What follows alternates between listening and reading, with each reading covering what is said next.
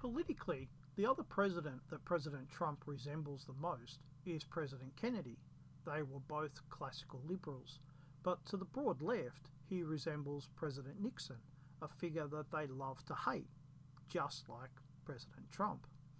On the 8th of August 2022, the FBI raided President Trump's home in Florida, and the question has been, why? Officially, the answer has been that he took documents, including classified documents from the White House when he left office. In the discussions that have taken place since the raid, it seems that the law isn't as clear as it should be, as every president since 1977, when the law was passed, has had this exact same issue.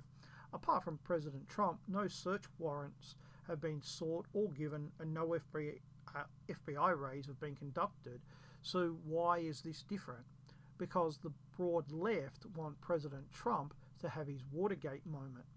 When President Nixon was forced to resign, which was humiliating, and it was the end of his political career. He effectively vanished from the scene, and it was years before he reappeared and years more before his reputation was repaired. President Trump, however, has not gone away, and everything they hate about him is still around. If he had a Watergate moment whereby he was forced to admit that he was wrong, then he would lose his reputation and be forced by public opinion to disappear from public sight.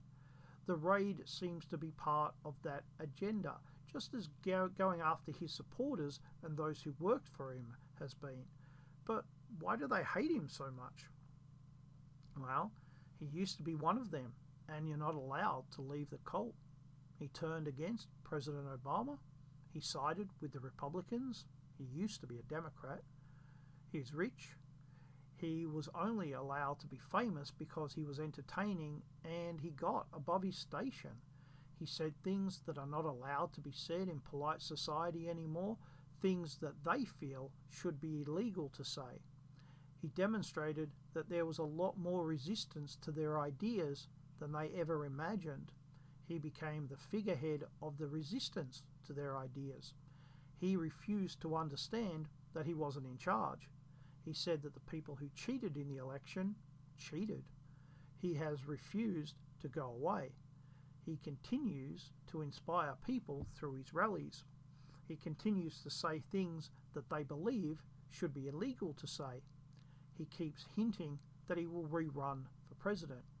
Ironically, they hate him because they can't stop thinking about him.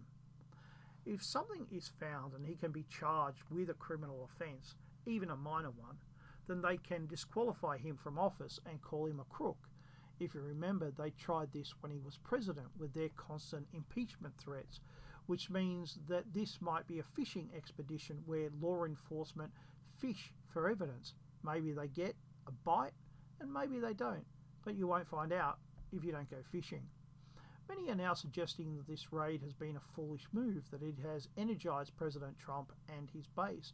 However, the raid was designed to re-energize the left's base, to get them excited that his days may be numbered and to remind them that he exists. Hillary Clinton has used this to raise funds. I also wonder if this is designed to get him to run, either because they believe that by hook or by crook that they can beat him, or to force the oxygen out of other Republican candidates. What is clear is that no other former president has been raided, and that this highlights the way that the law and law enforcement has been corrupted. It also puts a spotlight on why people are losing their trust in government and in the institutions of government, both of which can only lead to a dark and dangerous place.